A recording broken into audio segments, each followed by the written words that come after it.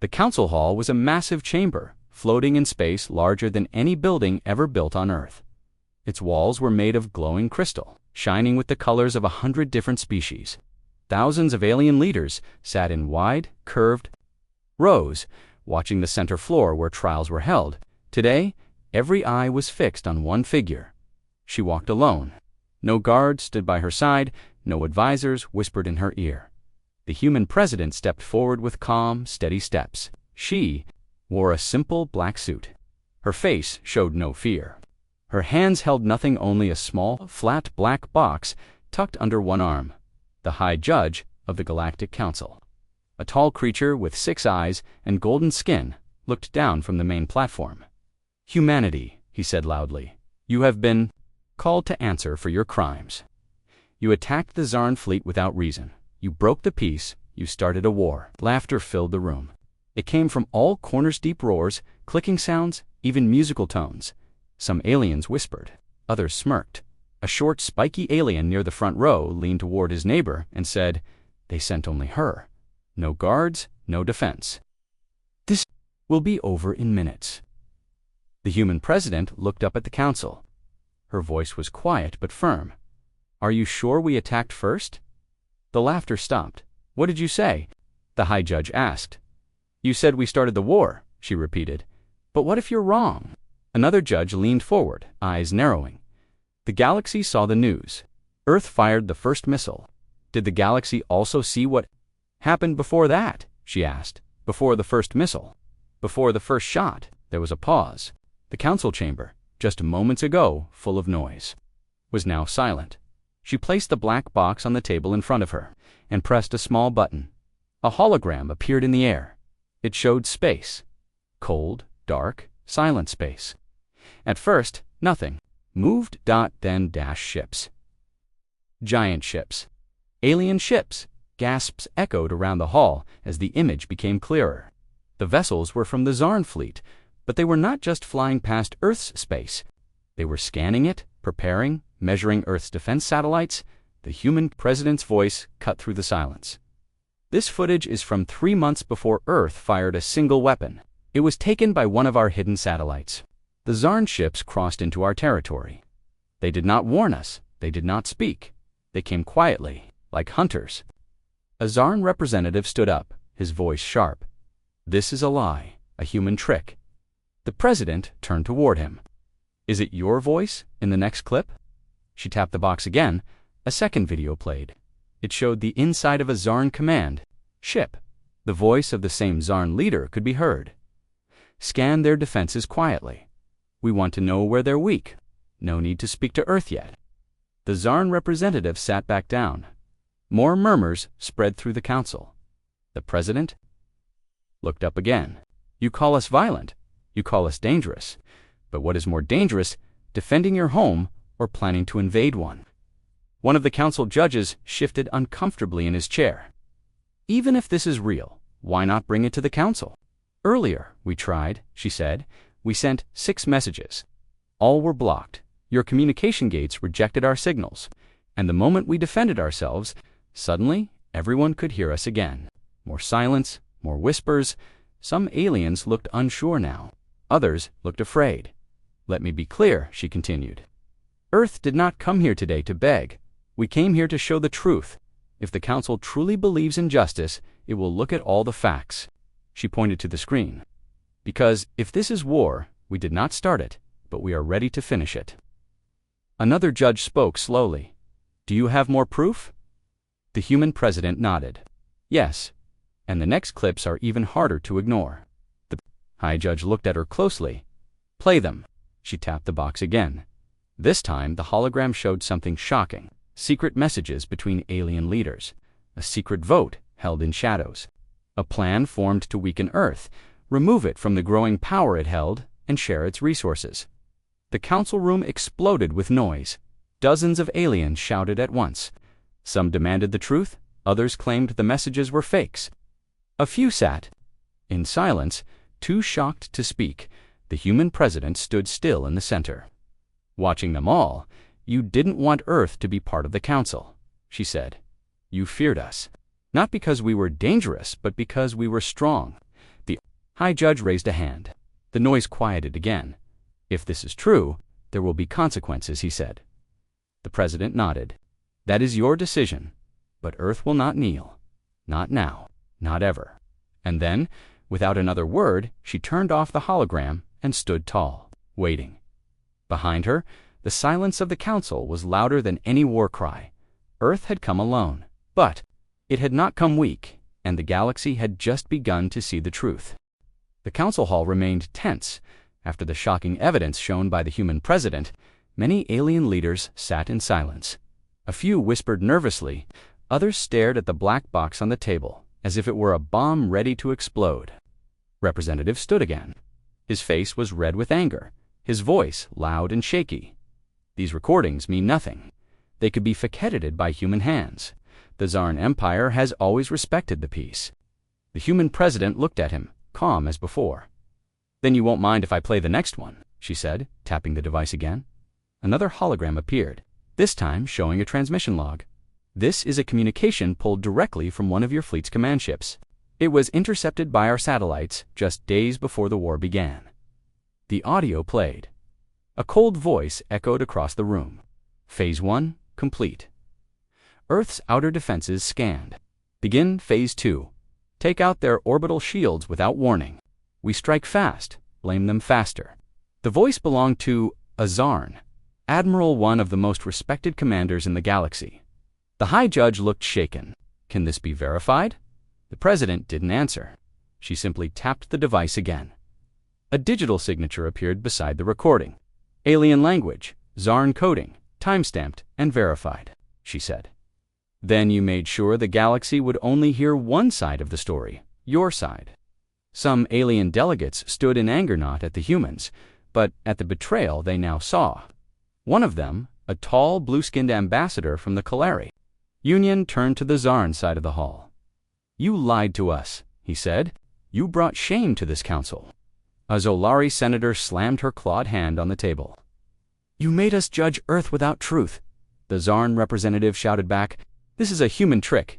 Earth wants to divide us, but before he could finish, the human president raised a hand. You know what's interesting, she said. We tried to speak, we begged to speak. But when Earth sent its messages for Peace Council, Gates blocked them. 6 different transmissions, all ignored. Another hologram appeared, showing Earth's transmissions being denied access. Each time, a denial notice appeared with the same message, connection refused by host. Someone made sure our voice was silenced, she said. And when we defended ourselves, you called us monsters. The High Judge lowered his head slightly. If what you say is true, this council has failed. No, the president replied softly. You didn't fail, you were used. There was a long pause. Then, from the back rows, a new voice spoke. Deep and cold, I warned them. All heads turned. An old alien rose from his seat. His body was frail, his robes dark and worn. He was the former council overseer retired years ago. After a mysterious scandal, I told them not to trust the Zarn Empire. I saw the signs, the missing records, the silent fleets, but no one listened. The High Judge looked confused. You were removed for accusing them without proof. I had proof, the old overseer said, but it disappeared. Just like I did, the president nodded. That's why we brought our own. A new projection appeared this time of a secret meeting between a Zarn general and a council tech official. They exchanged codes, files, bribes, proof of a cover-up. The chamber exploded again, but this time it was different. There was no shouting, no arguments, just fear. The truth had finally come out. They planned a war, the president said, and Earth was only the first step. The Calari ambassador stood again. What do you mean? She tapped the box one more time. A map appeared, not just of Earth, of dozens of systems, each marked with red Zarn signals planets planned for conquest. Earth was the test, she said. You were next. Now, Chaos Council guards surrounded the Zarn delegation. Some of the Zarn leaders tried to run, others stood frozen. One even fainted. The High Judge pounded his gavel. Order. I demand order. The room slowly calmed. The president looked around. Her voice dropped lower. We did not come here to destroy the council. We came here to survive. But if truth cannot live here, then Earth will stand alone. The silence was heavy. Then for the first time, someone clapped. Slow, soft. The old overseer. Then others joined. Aliens who had doubted Earth now looked ashamed. Even the High Judge stood slowly and nodded. You may continue your evidence, President of Earth. She nodded. Thank you. But I must warn you, the next piece may change everything. She picked up the black box again, holding it carefully. This is not just about Earth anymore. The conspiracy runs deeper, and some of your own council members helped it happen. A cold chill moved through the room, and just before she tapped the final file, she looked up and said, "This war didn't begin on Earth. It began here, in this very hall." Then she pressed play. The moment the human president pressed play, the council hall dimmed. The crystal walls darkened to allow full focus on the new hologram. Everyone leaned forward, some in fear, others in disbelief. The screen showed a secret meeting room, its lights low, its table surrounded by shadows. But the figures were clear. 5 members sat there. 3 were alien generals, but 2 were the golden robes of the Galactic Council itself. Gasps filled the chamber. The High Judge stood up in shock. That's impossible. These are council members, loyal ones. The president's voice was steady. Loyal to what? To peace, or to power. The recording continued. One alien leaned in close. Earth's expansion must stop. They're too united, too strong. We control the news, the communications. Once the Tsarn attack them, we'll blame humanity and call it defense. Another, a council elder with smooth silver skin, nodded. The others will believe it. They fear humans already. All we need to do is push the story. Silence their leaders. Destroy their messages. Let fear do the rest. The video ended. The hall was silent. The human president let the silence stretch. Let it settle deep in the hearts of everyone watching. Then she said, "Your council was not broken by war. It was broken by fear and lies." The High Judge sank slowly into his seat. His voice was quiet now. These are crimes of the highest order. The Kalari ambassador stood. His voice shook with fury. This is treason against the council, against every world in this chamber. The Zalari senator rose to my demand. Justice, not against Earth, against those who planned this. Suddenly, a loud alarm echoed through the council hall. Red lights flashed across the walls. The High Judge looked around, confused. "What is this?" he asked. "Who triggered the emergency alarm?" A voice came from a hidden speaker, metallic and terrifying. "Security breach. Internal threat. Explosion detected in Section 12. Before anyone could move, the floor beneath the human president shook. A massive boom rocked the chamber. Screams, flashes of white light. Guards rushed forward as smoke rose from the far side of the hall. Pieces of ceiling fell. It's a section of the seats collapsed. Someone had just tried to end the trial with a bomb. The human president lay on the ground, coughing, covered in dust. One of her aides, hidden until now, ran to her and helped her up. "You okay?" he asked. She nodded. Her suit was torn. Blood ran down her arm, but her eyes still calm. "They wanted to stop the truth," she whispered, which means it was working. Council guards dragged the Tsarn delegation out of the smoke. But not all of them, too. Tsarn officers had vanished, gone before the explosion. "Cowards," someone spat. The High Judge stood again, this time with anger in his voice. "This is no longer a trial, it's a purge." He turned to his aides. "Seal the council, no one leaves. Arrest every delegate seen in that recording." The Kalari ambassador stepped forward. "We should have listened sooner. Earth tried to warn us." The human president, still standing despite her injuries, looked at him. "We didn't come here for war," she said, "but we will not run from it either."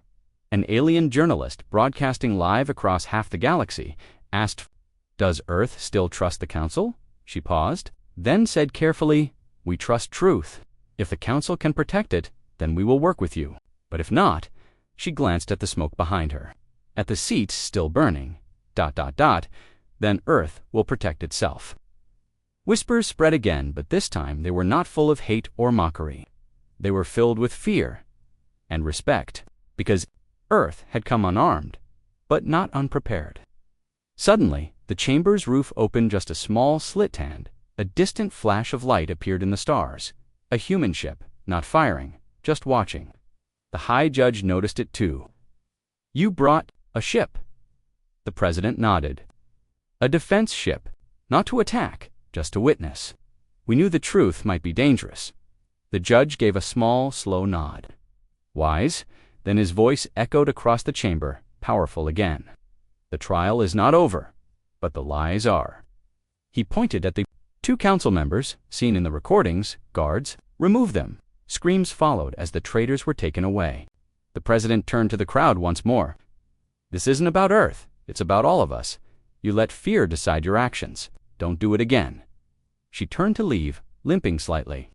The Galactic ambassador called after her. "What will Earth do now?" She stopped at the door, looked back. "We will prepare." The doors closed behind her with a quiet hiss. Outside the chamber, across the galaxy, hundreds of worlds watched the broadcast, and every leader now asked the same question. What happens when humans stop talking and start fighting? Smoke still drifted through the ruined council hall. Repairs had begun, but the walls still bore the scars of the explosion.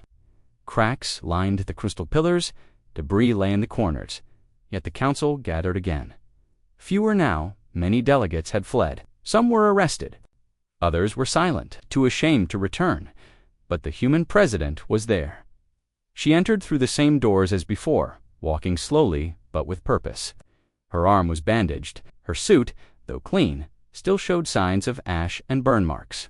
She walked with a slight limp, but her eyes burned brighter than ever. This time, no one laughed. The High Judge stood as she reached the center of the hall. His voice was calm, but heavy. "We owe you an apology." She said nothing. "We were deceived," he continued. But Earth saw clearly, and Earth stood alone. The president finally spoke. "We did not come here for your apology." The council members shifted uncomfortably. "We came here to give you one last chance," she added. A Zolari senator leaned forward. "Chance for what?" "For truth, for unity, for justice," she replied. "Because if we walk away now, there will be no second meeting, no third trial, only silence. And that silence will not be peace." The High Judge asked, "What is it you propose, President of Earth?" She took a deep breath. "We want the council cleansed, every corrupt leader removed, an open investigation into the Zarn conspiracy, and the right to defend our world without being labeled as aggressors." Murmurs filled the hall. "You demand much," the Galactic ambassador said carefully. "We demand only what is fair," she answered. "Earth did not start this war, but we will finish it if we must." She opened the black box one final time. Inside was not a weapon. It was a small, glowing disc. She placed it on the table. A hologram formed this time, not of warships or conspiracies, but of people, humans, children in shelters, families under attack, soldiers dying in space, cities burning, the price Earth paid. She said, "You feared our strength. But this is what strength cost us: lives, homes, peace." She stepped away from the hologram. "If Earth was as dangerous as you claim, this council would already be gone." The Galactic ambassador stood. "We will vote now on your demands, on Earth's innocence, on the future." The vote took place. One by one, lights across the hall glowed blue for yes, red for no, blue dot, blue dot, blue dot. Some hesitated. But as more chose yes, the others followed. Even the High Judge pressed blue when the last light turned. A tone sounded. Vote complete. Earth was cleared. The conspirators would be hunted, and the council rebuilt. The president looked around. Some clapped. Others stood in respect. Many bowed their heads, but she did not smile. "This changes nothing if you forget it tomorrow," she said. The High Judge stepped down from his platform. It was rare, almost unheard of. He stood beside the human president and bowed. "Earth reminded us who we are supposed to be," he said. "Let us not forget again." The president gave a small nod as she turned to leave. The Galactic ambassador asked one final question. "Will Earth return to the council?" She paused, then answered slowly, carefully, "Not yet." "Why not?" someone asked. "Because we still hear the whispers, the ones who call us monsters, the ones who still plot in the shadows until they are gone." Earth will remain a friend to truth, but not a member of silence. And with that, she walked out. The council doors closed behind. Her dot outside in space, her ship waited. The crew stood in silence as she returned. "Status," she asked. "All systems ready. Council transmission received. They cleared us." She nodded. "Send a message to Earth. Tell them." She looked out the window, toward the stars. The truth won today. The ship turned, its engines lighting up with quiet power. As it drifted away from the council station, thousands of worlds watched the broadcast's end. The last image they saw was of the human president, standing tall aboard her ship, as a simple message echoed across the stars. "We did not start this war, but if you come for Earth, again we will finish it." And for the first time in decades, the galaxy was quiet.